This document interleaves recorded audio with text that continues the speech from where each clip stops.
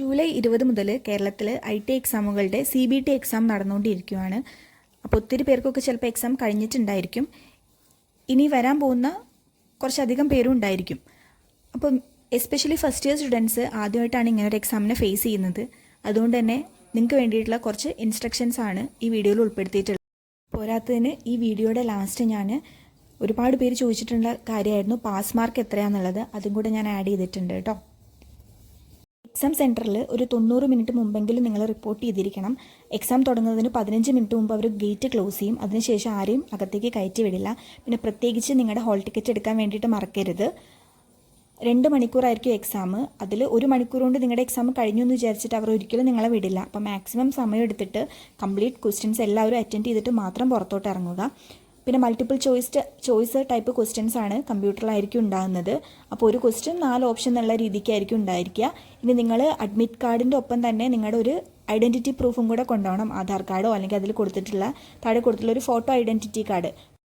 പിന്നെ ഗേറ്റ് അടയ്ക്കുന്നതിന് ശേഷം വന്ന് അവരാരും കയറ്റത്തില്ല. അഡ്മിറ്റ് കാർഡിൻ്റെ പ്രിൻറ്റ് ചെയ്ത പകർപ്പില്ലാതെ ഉദ്യോഗാർത്ഥിയെ അനുവദിക്കില്ല. അതായത് അതിൻ്റെ ഒരു പ്രിൻറ്റ് ചെയ്തിട്ടുള്ള കോപ്പിയാണല്ലോ നമുക്ക് കോളേജിൽ നിന്നോ ഒക്കെ കിട്ടുന്നത്. അത് നിർബന്ധമായിട്ടും വേണം. പിന്നെ അതിൻ്റെ ഇടയ്ക്ക് നിങ്ങൾക്ക് ബയോ ബ്രേക്ക് ഒന്നും ഉണ്ടായിരിക്കില്ല. എക്സാം കയറി കഴിഞ്ഞാൽ അത് കഴിഞ്ഞതിന് ശേഷം മാത്രമേ പുറത്തിറങ്ങാൻ വേണ്ടി അനുവദിക്കൂ. പിന്നെ അവിടെ ഇരിക്കുന്ന ഇൻസ്ട്രക്ടേഴ്സ് നിങ്ങളുടെ ഇതെല്ലാം പരിശോധിച്ച് ഉറപ്പ് വരുത്തിയതിന് ശേഷം മാത്രമേ നിങ്ങൾ എക്സാം എഴുതാനും അനുവദിക്കുകയുള്ളൂ. പിന്നെ പരീക്ഷയ്ക്കിടയിൽ എന്തെങ്കിലും നിങ്ങൾ അന്യായമായിട്ടുള്ള മാർഗ്ഗങ്ങൾ ഉപയോഗിച്ചിട്ടുണ്ടെങ്കിൽ അത് കുറ്റകരമായിരിക്കും. കംപ്ലീറ്റ്ലി നിങ്ങളെ എക്സാമിന് ഡീബാർ ചെയ്യാനുള്ള അവകാശം അവർക്കുണ്ട്. അപ്പോൾ മാക്സിമം അങ്ങനത്തെ കാര്യങ്ങളൊന്നും ചെയ്യാതെ ശ്രദ്ധിച്ച് എക്സാം അറ്റൻഡ് ചെയ്യുക കേട്ടോ. പിന്നെ അവിടെ ഇരിക്കുന്ന ടെസ്റ്റ് അഡ്മിനിസ്ട്രേറ്ററുടെ തീരുമാനം അന്തിമമായിരിക്കും. അപ്പോൾ അവർ തരുന്ന ഇൻസ്ട്രക്ഷൻസ് ഒക്കെ കൃത്യമായിട്ട് അനുസരിക്കുക. അവരുടെ അടുത്ത് തർക്കിക്കാനോ ഒന്നും പോകാണ്ടിരിക്കുക. അവരെല്ലാ കാര്യങ്ങളും കൃത്യമായിട്ട് നിങ്ങൾക്ക് പറഞ്ഞു തരും. എങ്ങനെയാണ് സിസ്റ്റം ഉപയോഗിക്കേണ്ടത്, എങ്ങനെയാണ് ലോഗിൻ ചെയ്യേണ്ടത് എന്നൊക്കെ പറഞ്ഞു തരും.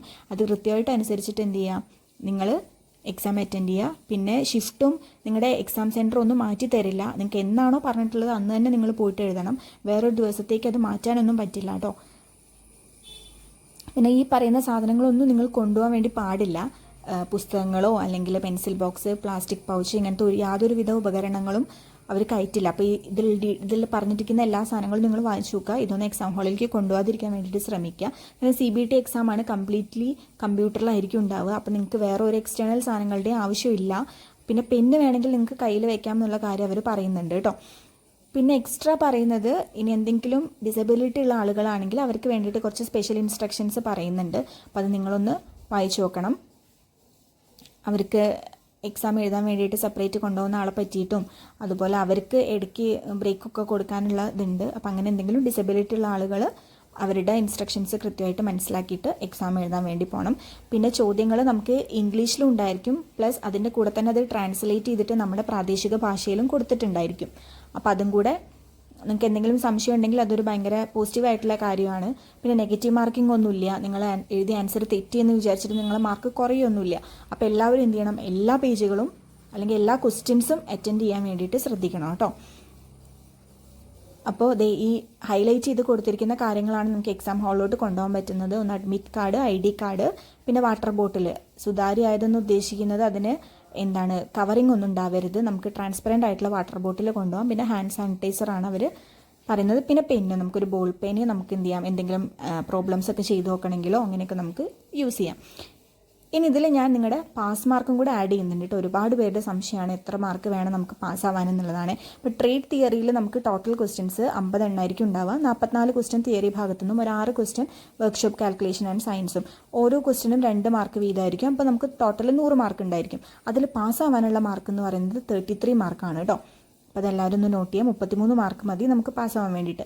ഇനി ESലും അതുപോലെ തന്നെ ടോട്ടൽ 25 ക്വസ്റ്റ്യൻസ് ആണ്. ഒരു ക്വസ്റ്റിന് 2 മാർക്ക് വെച്ച്, അപ്പോൾ ടോട്ടൽ 50 മാർക്ക്. അതിൽ നമുക്ക് പാസ് മാർക്ക് പറയുന്നത് 17 മാർക്കാണ്. അപ്പോൾ നിങ്ങൾ ട്രേഡ് തിയറിയിലും എംപ്ലോയബിലിറ്റിയിലും സെപ്പറേറ്റ് തന്നെ പാസ്സാവണം.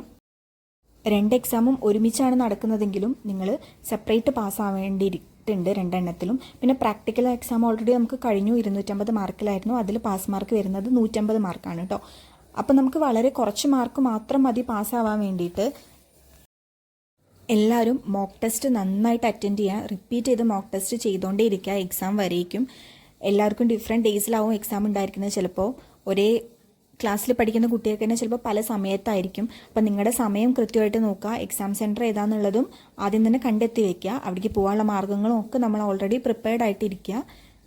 കറക്റ്റ് സമയത്ത് എക്സാമിന് എത്തുന്നു, അറ്റൻഡ് ചെയ്യുന്നു, നല്ല മാർക്കോടുകൂടി പാസ്സാവുന്നു. പാസ് മാർക്ക് മാത്രമല്ല നമ്മുടെ ലക്ഷ്യം, നല്ല മാർക്കോടുകൂടി തന്നെ പാസ്സാവാൻ ശ്രമിക്കുക. മാക്സിമം ക്വസ്റ്റ്യൻസും മോക്ക് ടെസ്റ്റിൽ തന്നെ ആയിരിക്കും ചോദിക്കാറുള്ളത്. അപ്പോൾ അത് കണ്ടിന്യൂസ്ലി നിങ്ങൾ പ്രാക്ടീസ് ചെയ്തുകൊണ്ടേ ഇരിക്കണം കേട്ടോ. ഇനി നിങ്ങൾക്ക് എന്തെങ്കിലും ഡൗട്ട്സ് ഉണ്ടെങ്കിൽ താഴെ കമൻറ്റ് ചെയ്യുക. 2 മണിക്കൂറായിരിക്കും എക്സാം ഉണ്ടായിരിക്കുന്നത്. അപ്പോൾ എല്ലാവരും നന്നായിട്ട് എക്സാമൊക്കെ അറ്റൻഡ് ചെയ്ത് നിങ്ങളുടെ എക്സ്പീരിയൻസും എങ്ങനെ ഉണ്ടായിരുന്നു എന്നൊക്കെയുള്ള കാര്യങ്ങൾ പറയണം കേട്ടോ കമൻറ്റിൽ. അപ്പോൾ ഓക്കെ, താങ്ക് യു എല്ലാവർക്കും. All the best.